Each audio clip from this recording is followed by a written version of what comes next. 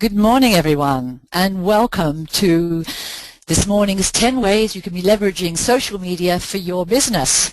We hope you're all there and ready to roll. We've got a great morning ahead for you. We're delighted to see we have a virtually full house.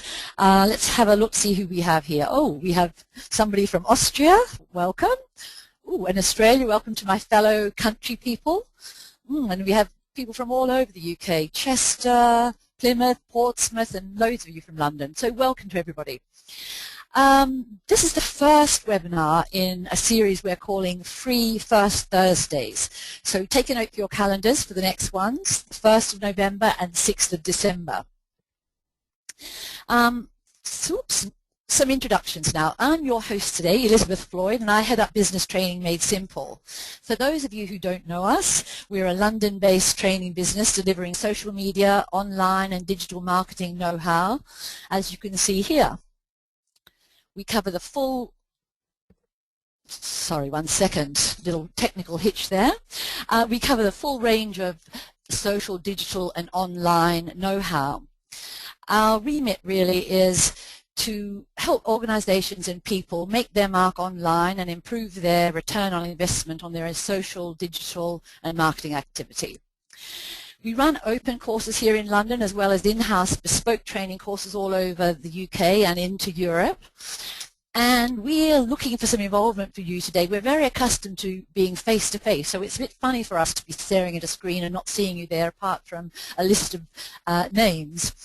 I placed you on mute, so you won't be able to speak, but we're keen to get your questions coming in. My glamorous assistant, Mark Thomas, is here today. Mark's our coordinator, marketing coordinator and events coordinator. He's going to be watching your questions as they come in. We're going to try and get to as many as we can for Michelle to answer, and those that we don't get to, we'll be posting up on a blog, and we'll let you have that after the event. We're also recording the session today, so you'll have access to the slides afterwards. So I think that brings me to our accomplished speaker, Michelle Carville. Michelle, it's great to have you here today. Michelle and I have known each other for around 10 years. We met through the parent company Made Simple Group, and Michelle's been consulting for them for some 12 years. She's now one of our fabulous team of trainers, and she runs our social media and Twitter introductory and strategy courses. And later this month, she'll be launching our brand new How to Blog for Business course. A bit of background on Michelle. Michelle's been in the business, marketing and communications, for around 20 years. She started out in art school. She's in a very creative, colourful top today. Unfortunately, you can't see that. She moved on to Saatchi's and through to professional services. And 10 years ago, Michelle set up her own consultancy, Carville Creative, a digital web marketing strategy and social media consultancy. Michelle's a fellow of the Chartered Institute of Marketing, voted top blogger on Business Zone 2 years running. She's 3 times been voted top 100 marketers on Twitter. And she's currently co-writing a book, The Business of Being Social, together with one of our other trainers, David Taylor, and this is due to be published in March, so watch this space. Over the past 18 months, Michelle's trained over 15,000 people in understanding social media. And now it's my pleasure to hand over to Michelle, who will be sharing her top 10 tips for leveraging social media for business. So without further ado, Michelle. Thank you, Elizabeth, and good morning, everybody. So, as Elizabeth said, this is a bit unusual for me because I'm used to standing up and walking around and looking at everybody and getting some feedback. So, hopefully, it will all go to plan, and we'll have a great time going through this presentation. So, let's move on and get on with the show. So out there, many of you, there might be some of you that absolutely love social media. You're already very happy with Twitter, Facebook, and can see how this new means of communication is very positive for business. Some of you may be skeptical, and that's good too, because we like the skeptics, those that are a bit unsure. What does it all mean? I'm not sure. And of course, there might be a number of you that are curious cats. And for all of you curious cats and for you skeptics, hopefully by the end of today, this session, you'll have a good outline and at least some ideas about some of the ways that you can be leveraging social in your businesses too. The realities of social, social media, sometimes, I've been playing in this field for about 5 years now, and when we do talk social media, when we're consulting and indeed when we're training, sometimes you do see the eyes rolling a little bit, oh, social media. But really, let's think about it slightly differently. Let's think about a change in consumerism. That, the way we now consume has fundamentally shifted and continues to shift. We now are all publishers. We now are all editors, and we now are all producers.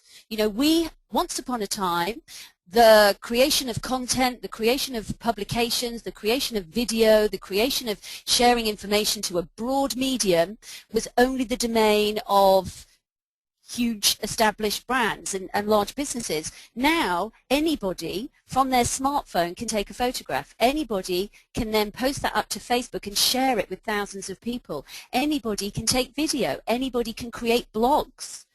We have now hit the age of the internet where, content is now democratized, and we are able to share and publish and edit, and the consumer is now a very powerful person.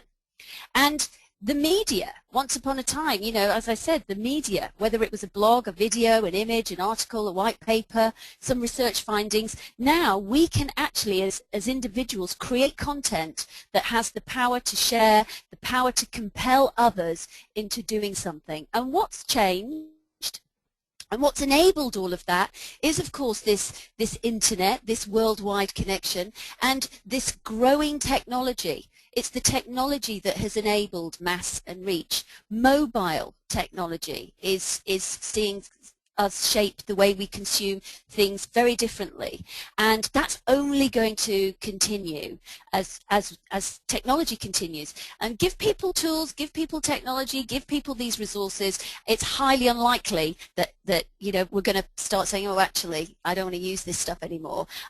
It's only going to go one way, and that way is to progress even further. Research out of Forrester and Nielsen, and indeed Cisco Systems, 3 different pieces of research, all confirm that mobile technology and the way we consume will overtake desktop technology. And already I can say that my mobile lives by my side.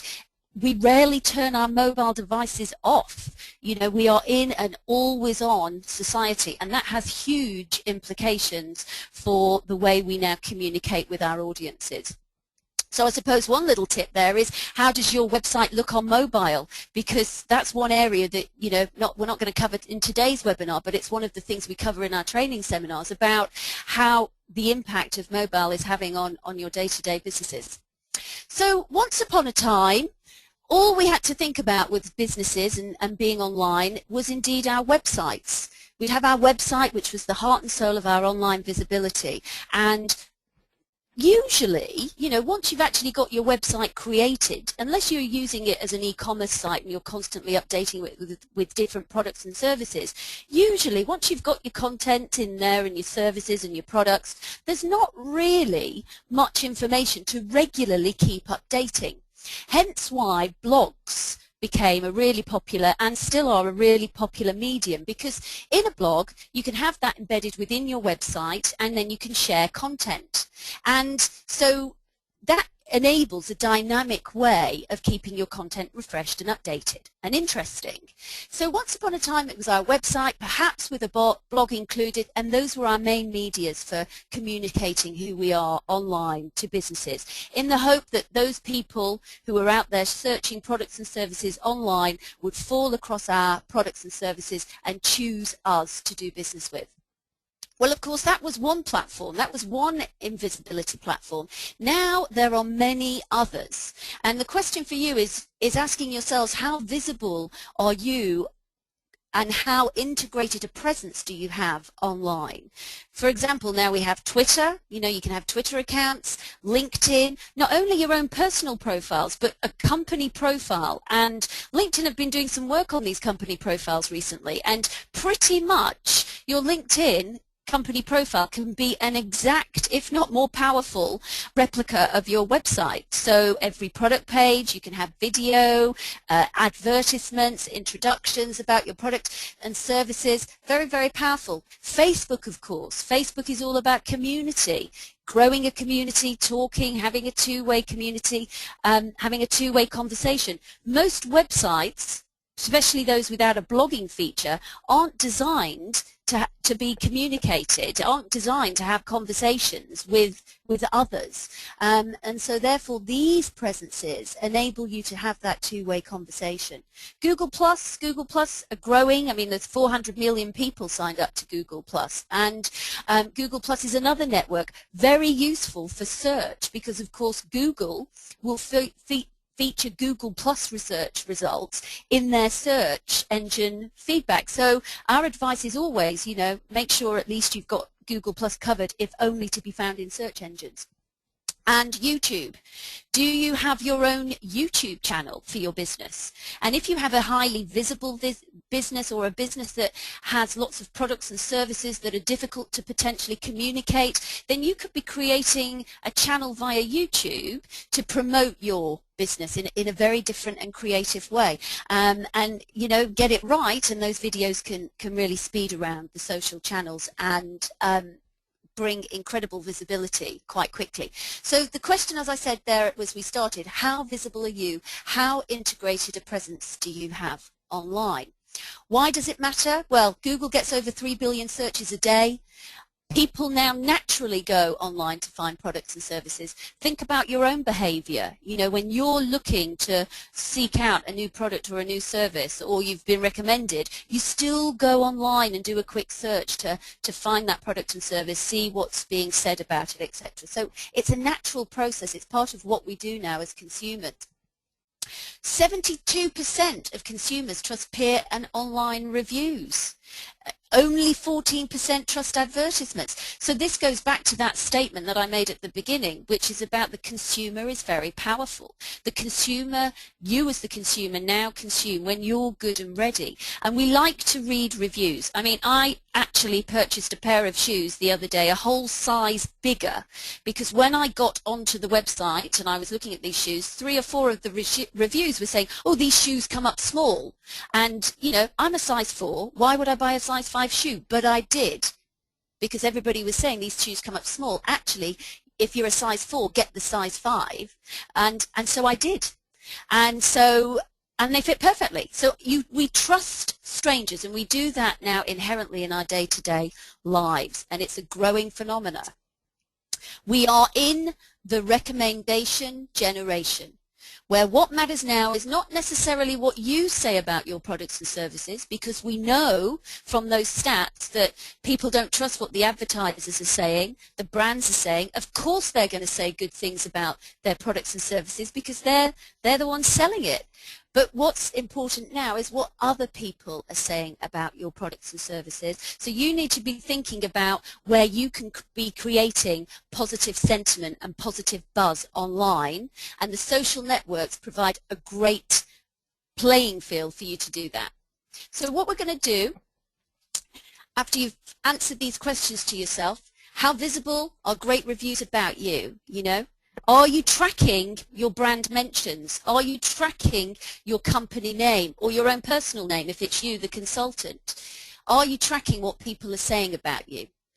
Are you tracking what other people are saying? Are you listening? And we're going to go through 10 ways of using social. There are more ways that people can be leveraging social for business, but we're going to go through 10 ways, and hopefully at the end of those 10 ways you'll see that not only does social potentially help you with your visibility, but there are also cunning ways that we can be leveraging it to answer some of these critical questions. So let's get on to way number 1, customer support and service. There are a number of organizations using social media channels for customer support and service. Twitter is often favored as a key resource here because it's got a very fluid and fast approach. If you post something onto Twitter, you expect to get a response very quickly. So effectively, you can see here a little tweet that I've snipped saying, from a chap called Mike, mferris827 is his handle, his Twitter name. Cymatech Norton Support is the worst support ever. This will be the last time I ever pay for any of their products. Now that's not great, isn't it? And if I was Cymatech, I'd certainly want to know that people were saying that about my product or service. And I actually had a similar issue with Cymatech, not in a negative way. I was looking for a product code, and it was to put a license or an antivirus license onto a new laptop for one of our team, and effectively I couldn't find that code. So I went to the Cymatech website, and there were no signs of social, which is a big indicator. You know, if you are on social, make sure people know that you are.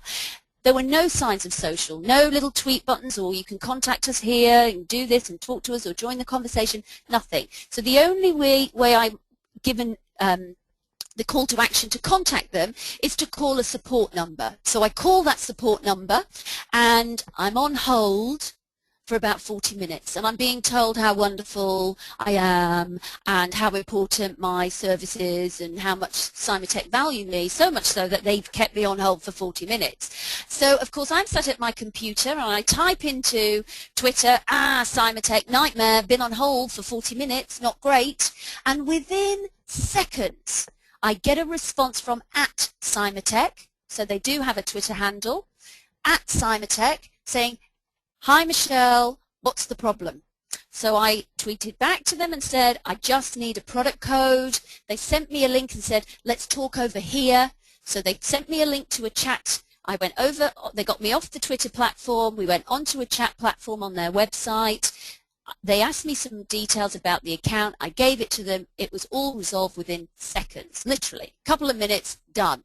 What do I then do? I go back onto Twitter and I say, great use of customer support, Cymatech, you know, using Twitter for customer support, 5 stars. So turning a relatively negative element into a positive element. And if you are listening, if you are tracking mentions of your brand, even on simple things like Google Alerts, you can see people talking about you. You can see what they're saying, and you then have that opportunity to go back and respond. The key thing, if you are going to use customer support and service, is there are lots of things you have to consider, but let's just consider a few key things. Speed to response. You know, you have to get there quickly. If Cymatech had left me ranting and raving on Twitter, I could have done some digging around. I might have found other people like Mike, and pretty soon there could have been a whole bunch of us talking negatively about Cymatech and causing quite a negative buzz. So speed to response is key. They came back to me with seconds. And if you think about customer service, speed to response is always key, but online it really is key.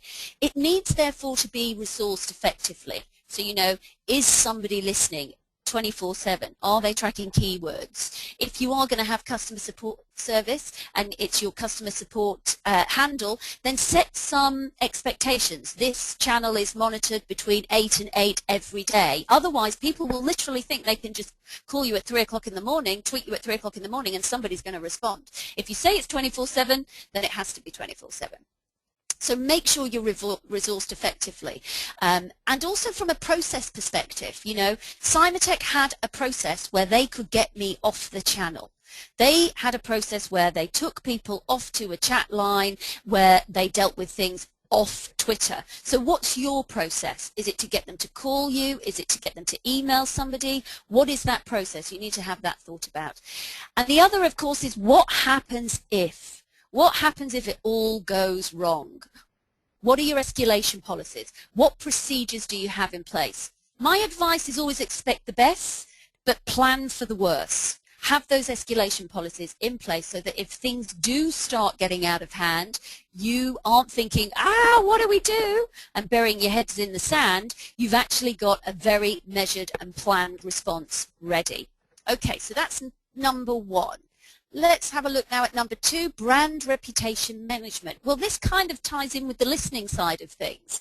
And listening in and monitoring noise and sentiment around your brand. Because if somebody's saying negative things about your brand, if somebody's talking about your products and services, you certainly want to be able to know about that and maybe converse and go back and talk about that.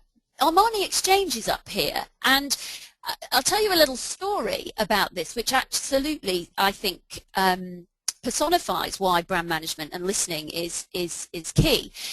Armani Exchange, one of the girls that works with me, Vicky, for her Christmas present, last Christmas this was, wanted a coat from the Armani Exchange. Like many women, we tend to buy our own products, so any ladies out there, you will know what I'm talking about. Sometimes our partners don't always get it right, so we take control and we say, I'm going to buy this and then I'm going to give it to you and you can wrap it up and put it under the Christmas tree. So effectively that is what Vicky had done to her boyfriend, and she went off to buy the coat.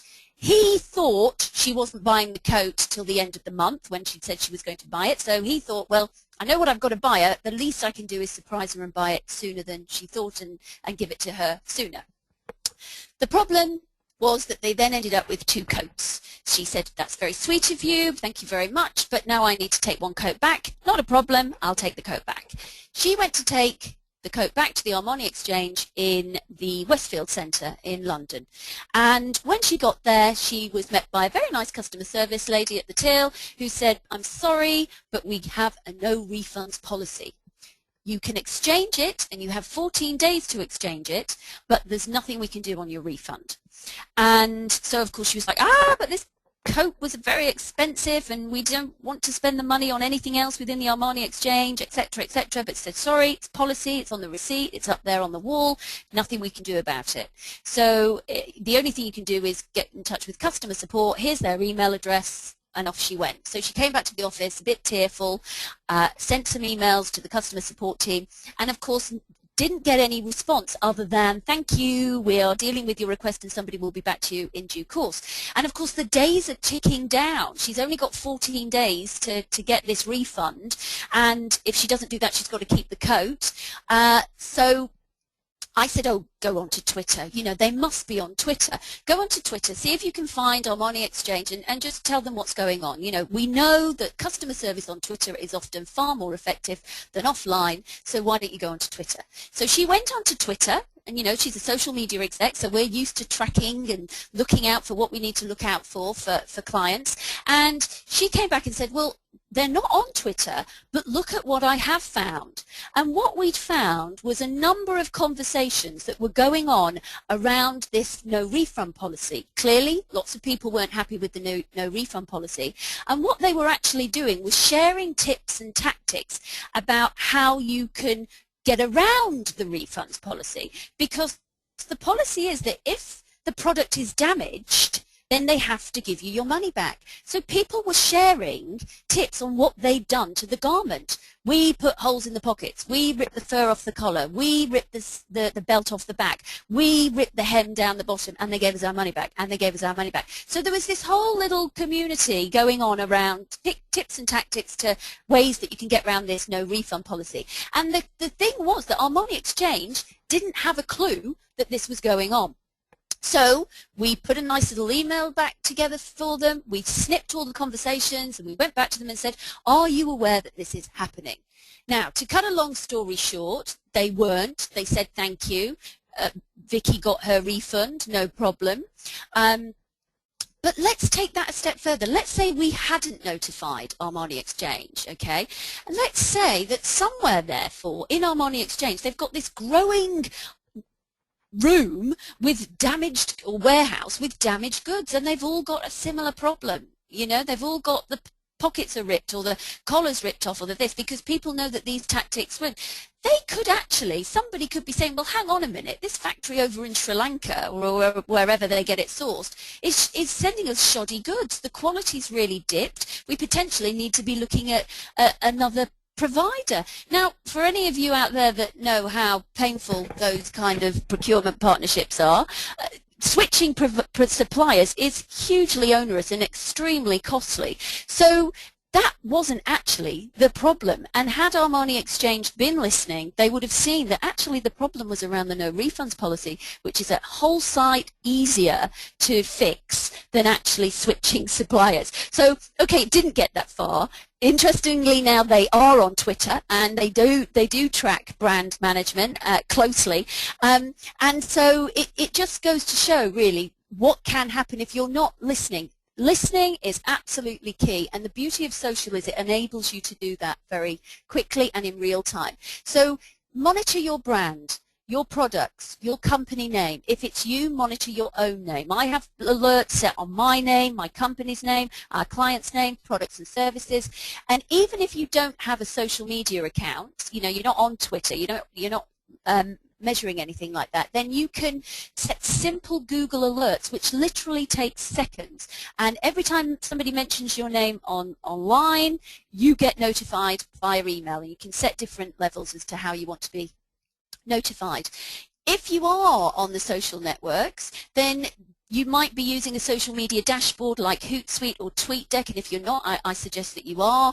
But a great social listening kind of Google Alerts for social is a tool called Social Mention. So that's www.socialmention.com. Have a look at that, because that is effectively a place where you can be tracking all sorts, and again be alerted to the noise so that you don't fall into that trap of not understanding what the real issues are going on around your products and services.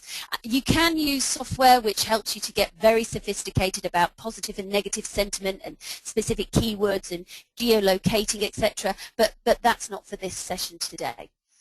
Another use for for social is polling and product feedback mechanism. You can see here a tweet that a professor has actually put out. You have until noon on Monday to vote for the topic to discuss at Ed Shatey Irish Time Twit poll. Okay, please retweet. Now this is obviously, he's a professor as it turns out, and he is sending this out to his audience who are largely his students, asking them, sending them a twit poll, and that is the right, it's not a typo there, it is twtpoll.com. This is a great little tool that you can use to actually do online surveys and online polls via Twitter directly into your audience. And of course that's one via Twitter, and we'll have a look at the outcomes in a minute, but Facebook have a polling option, LinkedIn has a polling app. If wherever your audience is, you can ask questions. Asking questions and getting people's feedback and engagement is powerful on social. So polling and product feedback mechanism, really useful. You can see here how TwitPoll translates. You can actually set different times. You can see people that have voted, how many people did it, when the poll ends, who set the poll up. People can retweet it and share it directly from the application.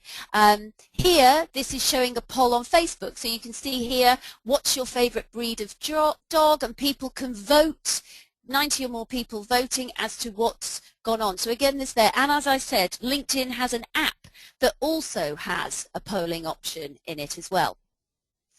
And tip number 4, ways of using social: lead generation. Now, one of the things I always say is that social is very different from our traditional marketing activity, because you don't go into a social conversational channel and just start trying to sell your wares using traditional marketing messages. You know, 10% off this if you apply by 10 o'clock today. Doesn't really cut it on social. You will start to tune people out. Social is far more about getting people to know you, like you, trust you, earning their attention, earning their trust, earning their attention, so that they ultimately do business with you. So you're growing share of mind. It's not about push, push, push, push marketing tactics. Imagine yourself in a networking situation, a physical networking situation, and you walk into a room, and before you've even said hello, before you've even understood who that audience is, you just start trying to sell your services. You wouldn't go down very well, and these are social networks, so you have to think about that. However, people are asking others online for referral. We saw 72% of people trust online peers and trust online recommendations and referrals. So you will see, these are some snips that I've taken from Twitter just very quickly, and you will see the types of things that people are looking for, and if you're tracking the things that matter to your business, you can be finding direct leads. So here we have, I need a carpet cleaner, can anyone recommend one please? I'm looking for someone to maintain a marine aquarium in Bristol, can anyone help? Can anyone recommend a lawyer in Florida who can advise a Brit on establishing a business there? I am looking for a yoga instructor in SW18, can anyone recommend one please? I am looking for a blog designer who is an illustrator, graphic designer to help with a little creative project. I am looking for someone who makes leather A1 size art portfolios. Can anyone suggest someone? Now, the reason I've snipped those and put them up there, and I could have gone on and on and on and on and on, because there are 400 million tweets a day, and a high number of them, there will be a high number of leads in there. Your job is to cut through that noise and track the things that are important to you. The thing I'm demonstrating here is the rich, broad mix of requests that are actually out there. So if you're tracking the right keywords, you can certainly be picking up the right.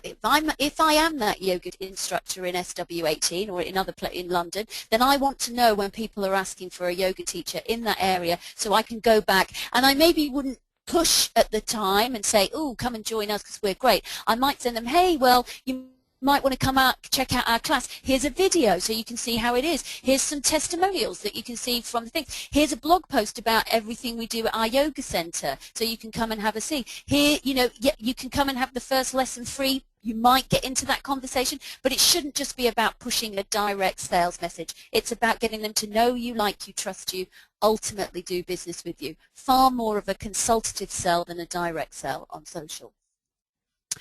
Another way to use social, and this is highlighted by charities. Charities are using social very effectively, a number of them, to garner support and grow awareness in a relatively cost-effective way. This is a great example of gathering support for a cause. Hugh's Fish Fight, Hugh Fernley Whittingstall of River Cottage fame. And of course this was driven by a television program on Channel 4 which focused on the overfishing problem that we have. And throughout that television program, interestingly, a hashtag, which is a way of harnessing conversation in Twitter, was promoted, which was hashtag fishfight. And people were encouraged to join Hugh's Fish Fight, to share their view, to share their support, to garner support so that he could, to help him change legislation. And he is changing legislation.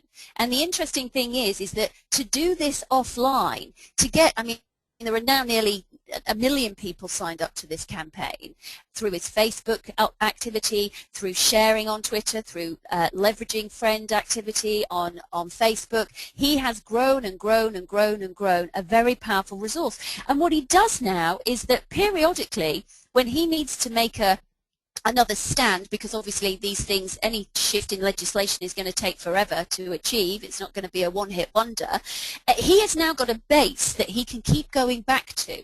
So when something needs to be changed, or a politician is going to be making a stand on something, he sends a tweet out to his, you know, thousands and thousands of people on Twitter to say, can you all please tweet at councillor such and say, we're watching you at 4 p.m. today.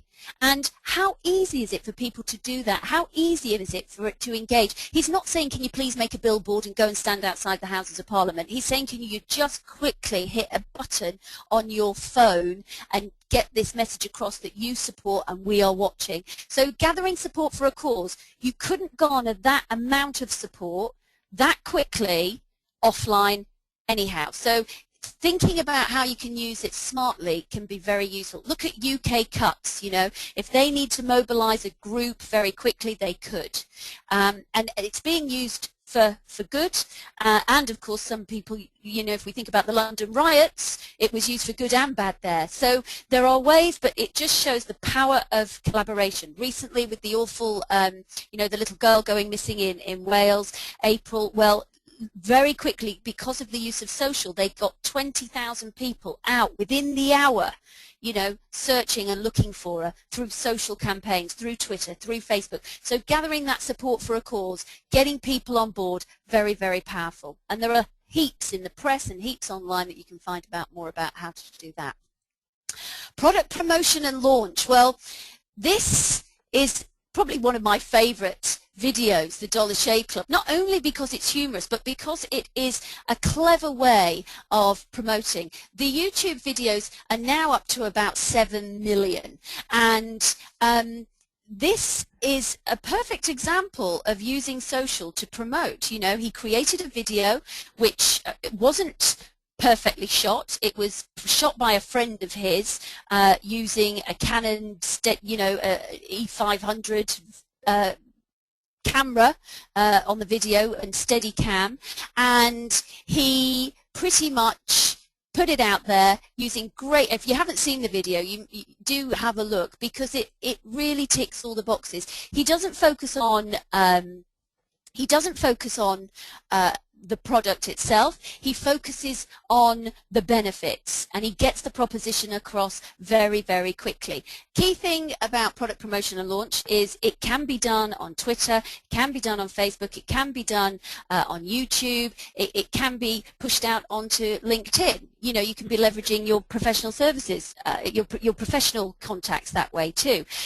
But the key thing is, usually with product promotion, it's a tie-in with your traditional. What we're saying here is, you know, social isn't the be-all and end-all of life, but if you are creating a campaign, then think about how you can plug social in. So he already had a campaign for Dollar Shave that was running offline. He already had a website set up. He already had some materials and things that he was doing. He then created a video to particularly and specifically push across out into Twitter and Facebook, in the hope that people would like it and share it, and boy did he receive it. So much so that, you know, they had 12,000 orders for the product subscriptions within the hour of this video going live, to the extent that it blew their website and they couldn't take the traffic, and that now he got, you know, it got the ears and eyes of some very important VC investors out in the States, and he's now doesn't really need to worry about how to make his next video, because he's got some significant support. So do think about product promotion and launch, but again, remember that message. It's not just about push, push, push. It's about, if we've got a product promotion and launch message in the traditional world and the message looks like this, how do we translate that message cleverly so it works on social? How do we make that more conversational? How do we make it compelling enough so that others will share it and become our advocates and marketeers for us? Because that's where social can really come into its own.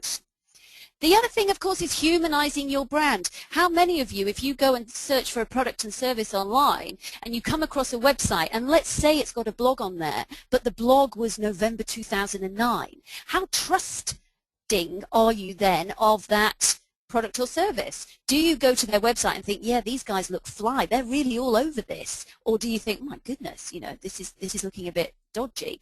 Whereas if you hit a website and on the home page you see a blog that is right up to date, you see a Twitter feed and the tweet was the last couple of minutes ago, then you can see that they are alive, they're doing stuff. You can read their timeline, you can get to understand what they're up to, and see the human side of the business. It might even be that on the About Us page, rather than just having a big tome of text, you actually have a video and say, this is us, this is us, this is about us, this is us, this is our offices, these are our clients, these are the things we do.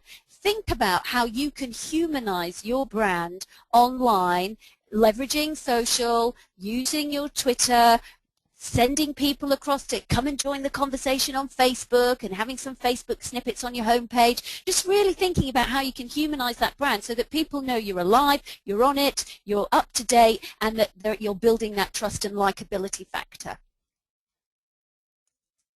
PR, thought leadership. Well, PR, I mean, some people refer to social media as social PR because these are the new channels of PR.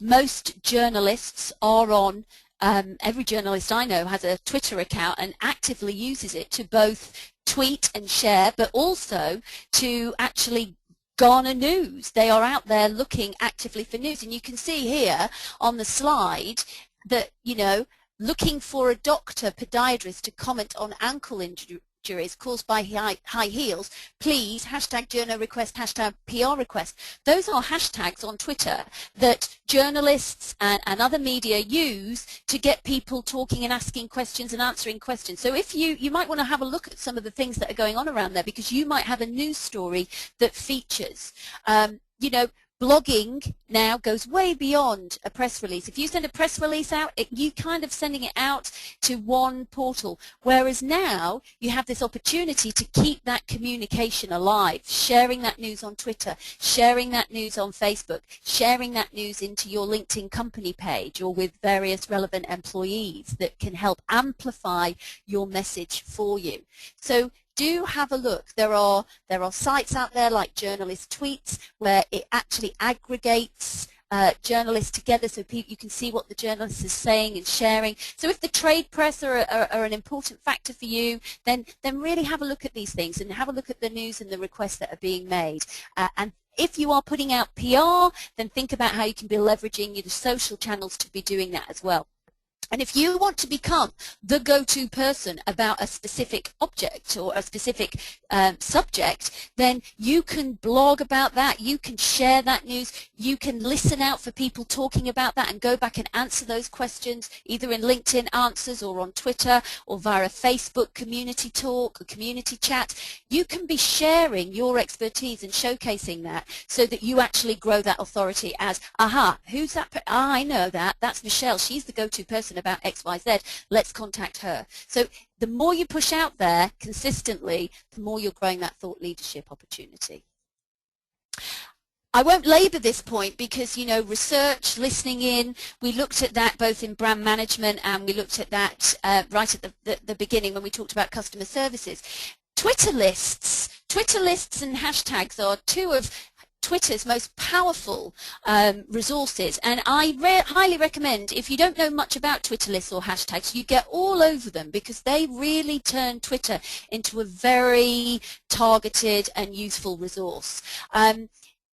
Have a look at lists because you can actually be creating your own list on Twitter, and it could be your competitors, and rather than following your competitors, you could actually just be tracking everything all your competitors are saying in one view.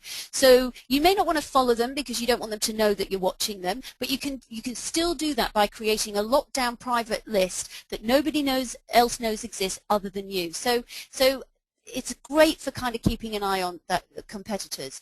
Again, Google Alerts, social mention, tracking keywords and relevant conversations, setting up streams in your social dashboards. Listening is hugely powerful. When you've listened, then you know what's going on. It helps you create ideas for content. It helps you create ideas for solutions. Listening is definitely a big part of the conversation. You should be doing far more listening than you are talking. If we think about it, you know, we've got 2 eyes, 2 ears, just the 1 mouth. And on social, use it like that accordingly, because listening is hugely powerful. So do listen in. Big lesson for today. Promotional, campaigns, keeping things moving.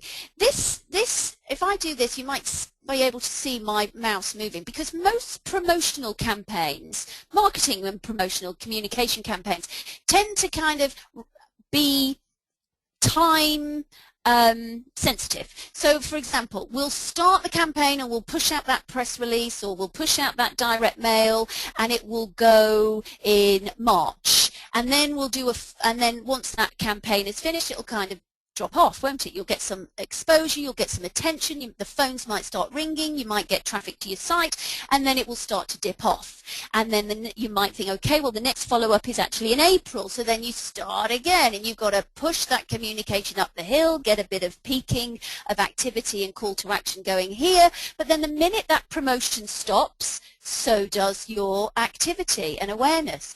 And so it's very peaky. You know, you're up there and then it tails off. You're pushing up that communication, then it tails off. You're pushing up a communication and then awareness tails off. Where social is really good is using social as a complementary resource to any other activity you're doing to keep the conversation going. So instead of all that awareness that you grew here falling right back down to here, you get them engaged on your Facebook page, you get talking to them on Twitter, you keep the conversation alive so that the next time you do something, it's a flatter structure than having to start down at the bottom. So social is great for filling these gaps and keeping the conversation far more continuous then this up, down, up, down, up, down. We peak, we trough, we peak, we trough, we peak, we trough. So think about how you can be filling the gaps in a complementary way with your social media activity. Big word for the day is continuous. Social is continuous. We talked at the beginning about being in an always-on society, and effectively social is that. You know, people are conversing 24/7. How do you keep those continuous conversations? Well, that takes a lot of content, that takes a lot of planning, that takes a lot of thinking.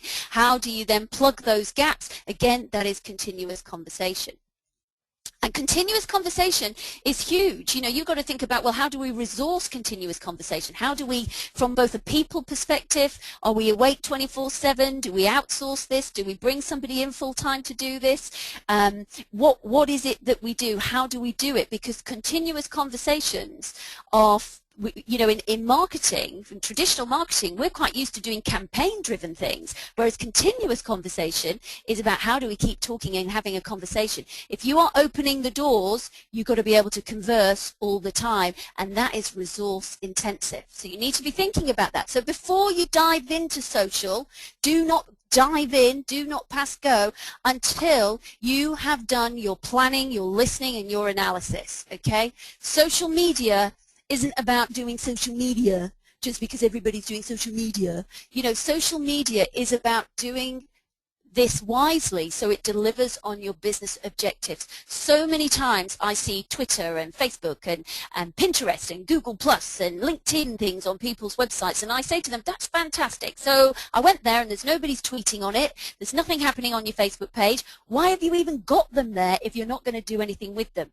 Well, because it looks good and because our competitors are doing that. But actually, if you're opening yourself up for a conversation, people will think they can have a conversation with you. And effectively, if you're not listening, if you're not responding, you're ignoring them, which is far worse than if they didn't think you had a presence in the first place. And of course, you know, we've hit a billion people on Facebook. So, you know, ignore Facebook at your peril. Business objectives. It's all about your business objectives. Think objectively about why you're doing social. If you were doing any other form of planning or activity or communication or marketing activity, you would not just dive in. You would do some planning. You would do the thinking. You would do some research, which is now the listening. And then you would analyze that and you would say, okay, now I get it. Now I know what I need to do. That makes sense. I know exactly what Twitter's all about. I know exactly what our Twitter, the types of people we need to follow on Twitter. I know exactly who the influencers are out there. And I'm going to go out there and I'm going to network with them and I'm going to get them to know us, like us, and trust us, so that they become a great marketeer for our business. You do all of that before you engage. Most businesses dive in here and then think, I don't know what to say, I'm not sure, what should we be talking about? Well, you know what, if you've done this bit, which is the tough bit, but it's a critical bit, then you know exactly how you should be engaging here. Okay? So very critical. It's about objectives, it's about having real clarity. I love the saying, you know, those that aim for nothing hit it with remarkable accuracy. And think about that. If you don't know where you're going, how the hell do you know what you're going to do to get there? So have a very clear path. And that's it from me. So I hope this has been enjoyable. I've enjoyed it. It's been a bit strange talking to a screen, but hey-ho. Hopefully I'll get to talk to some of you face-to-face, because many of you now will be thinking, you know what, maybe we need to do a bit of training. And if you do, then Business Training Made Simple is a great place to learn. So I'll hand you back over to Elizabeth. And I think there might be some questions, and I'm very happy to take a few and answer a few. And as we said, if we can't get through all of them, we'll create a blog and answer as many as we can via that. Thank you. Well, that was fantastic, Michelle. Thanks so much. I'm sure everybody got a great deal out of it. Just quickly before we go to some questions, just summarizing, I think, really all that was said there. You know, the way in which we consume has shifted. The growth in technology isn't stopping, it's going to continue. We're living in a recommendation generation. People are talking about us. We need to use our ears, both of them, and our mouth once. And I think that was a key message that came across from Michelle, that the listening in, there's so much opportunity out there. We all think about social media. We have to go out there and talk, talk, talk. Actually, the key thing is listening. There are opportunities for business. There are chances to ensure your brand is not being spoken about in a way in which you don't want, and if there is a way to recover. So just quickly touching on a few of the questions. Firstly to Jenny Stabler. Jenny, thanks for your great compliments about Michelle's presentation, and yes, we will be recording it, and yes, it will be available. We'll communicate with you after the event for that. Now Helen Williams. Helen asks Michelle, if you could only choose one social media for your new business, which one do you think it would be? It's tricky, but, you know, I do think, you know, how to eat an elephant one step at a time, and social media is a bit of an elephant. So I would probably say start with Facebook. It does depend on what your business is, but start with Facebook for engagement, because you can showcase who you are with Facebook. You can have your home timeline there, so it can be a whole heritage of when the business was founded, why it was founded, who's part of that business, as well as then showcasing, you know, everything you do in that business, and the personality behind that business, and grow a community. There are some great Facebook pages to have a look at where they've done that so well, where rather than just focusing on, oh, we sell this, we sell that, they've turned and thought about, you know, well, what's important to our target audience? What should we be talking about that would really compel and engage them? Because it's not always all about the product. You know, you can ask them questions about your product, you can get them engaged about various things like that, but think about your audience. And I think Facebook enables you to do that really well and communicate who you are. And with 1 billion people on Facebook, then, you know, there's a big mass to play with and think about. Facebook also offers some great targeted ad facilities whereby you can grow awareness into demographics and various people that are interested in things. So I think I would start with Facebook, but Facebook isn't that great for listening. So even if I didn't have a Twitter account, I would be using Twitter for listening in and tracking my brand and Google alerts and social mention and being all over the listening, and maybe just engaging and showcasing things on Facebook first. That's great, Michelle. And of course, we have a slide coming up in a little while. You'll see we have a lot of courses, including the Facebook course. Many people think that, you know, they know Facebook, they're using it personally, but actually for a business, it's a very different story, and we have some great education around that. The next question we have is from actually just around the corner from us in Clerkenwell. It's Martin. Martin asks, what about time? The biggest dilemma for us is, he says, is how we find the time to do it all. It's a great question, Martin, and it's a big challenge for businesses, and this goes back to the point I was making about resources. Very often, I think, you know, a number of organisations I've worked with have said, oh yeah, well, we're going to bring an intern in, and I say, really? You know, this is your brand, this is your business, this is your personality going out there, and you're putting this in the hands of somebody who doesn't really know anything about media relations, anything he knows about effective communications and safeguarding brand reputation management, etc. So I think the resource thing is, you know, has got many facets to it. Who does it is a big thing. Do they know what they're doing? Are they trained? So training is a big part of it, or using experts, maybe outsourcing it. But there are tools that you can use to help it. For example, social media dashboards like Hootsuite or TweetDeck, I mean, I prefer Hootsuite personally, is a great resource whereby if you've got 3 Twitter accounts and a Facebook page and a LinkedIn page and maybe another Facebook page, you can bring all the different accounts, and a Google Plus page, now it includes that, you can bring all those different accounts into one place, so that when you are thinking about setting up your activity, you can actually decide which platform you want to post it to. So you can do one thing once and think, okay, well, I'm going to post that to LinkedIn, and I'm going to also post that to that Twitter account and that Twitter account, not that Twitter account because it's not relevant for there. So it helps you to kind of be more efficient that way. The other thing about Hootsuite and the other dashboards is that they allow you to schedule activity. So you can actually set things up and plan things out and schedule things. You know, we're going to send these 5 things on Monday, these 5 things on Tuesday, these 5 things on Wednesday. Now that doesn't mean mean that your engagement, you can take your eye off your ball, because of course if people are talking to you and asking a question, there's still a community that needs managing, so somebody still needs to be able to go back and talk to that person. But it does mean that you've broken the back of the content, and you've got your content out there, and you've got your theme out there that gives you some presence out there that you're talking about. Very good scheduling if you've got a campaign running, and you know, it helps you to leverage all of that. The one thing I would say is horses for courses. You know, Facebook is Facebook, Twitter is Twitter, LinkedIn is LinkedIn, and your professional services contacts, you know, your professional contacts over on LinkedIn are very different potentially to your audience on Facebook. And again, Twitter is a very fast and fluid platform, whereas on Facebook and LinkedIn, things hang around a lot more. So you certainly wouldn't just want to be auto-posting. I'm a big no-no with auto-posting. You know, you see these, post your tweets to Facebook. Why would anybody do that? Because that's just wasting, you know, equity on Facebook and talking Twitter talk on Facebook. So you know, resourcing it, yes, there are some tools. There are services out there that help you. You know, you can outsource it to agencies, or indeed train up your team so they know what they're doing and they can do that the most effectively that they can. But the reality is it's resource intensive. There is no quick way. You can have all the apps on your phone, all the apps on your iPhones, but somebody still needs to be watching that closely.